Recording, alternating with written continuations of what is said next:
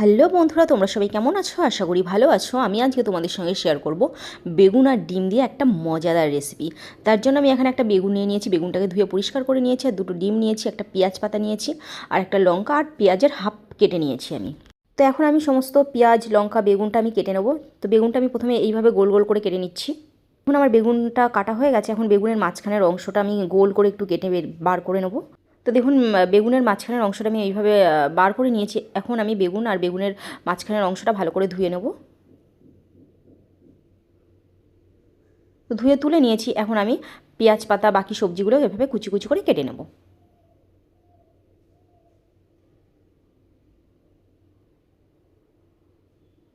বেগুনের মাঝখানের অংশটাও আমি এইভাবে কুচি কুচি করে কেটে নেব। তো দেখুন, সমস্ত উপকরণগুলো কাটা হয়ে গেছে। এখন আমি একটা বাটিতে নিয়ে নিচ্ছি। তারপরে আমি এখানে দিয়ে দিচ্ছি হাফ চামচ নুন, আর হাফ চামচ হলুদ গুঁড়ো, আর দিয়ে দিচ্ছি হাফ চামচেরও কম একটু কাশ্মীরি গুঁড়ো লঙ্কা, আর দিয়ে দিচ্ছি এখানে দুটো ডিম ফাটিয়ে।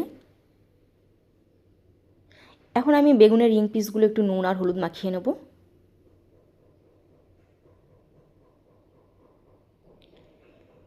তো দেখুন, বেগুনের রিং পিসগুলো আমার নুন হলুদ মাখানো হয়ে গেছে। এখন আমি যে সবজিগুলো কুচি করে রেখেছিলাম সেগুলো একটু মিক্স করে নেবো হাতা দিয়ে। তো মিক্স করা হয়ে গেছে। এখন আমি ওভেনে চাটু বসিয়ে দিয়েছি, আর দিয়ে দিচ্ছি পরিমাণ মতো তেল, আর তেলটাকে আমি একটু ছড়িয়ে দিচ্ছি। এখন আমি দিয়ে দিচ্ছি নুন হলুদ মাখিয়ে রাখা বেগুনের রিং পিসগুলো। এখন আমি দিয়ে দেবো আগে থেকে বানিয়ে রাখা ব্যাটারটা। বেগুনের রিংয়ের মধ্যে আমি দিয়ে দেবো এইভাবে। ব্যাটারটা দেওয়ার পরে গ্যাসের ফ্লেমটা লো টু মিডিয়ামে রেখে উল্টে পাল্টে একটু টাইম নিয়ে ভেজে নিতে হবে। তো দেখুন, আমার বেগুনের ওই পাশটা হয়ে গেছে। এখন আমি উল্টে দেবো।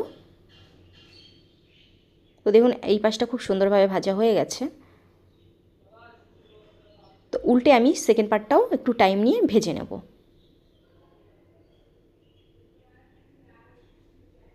তো দেখুন, আমার বেগুনটা লাল লাল করে ভাজা হয়ে গেছে। এখন আমি তুলে নিচ্ছি একটা প্লেটে।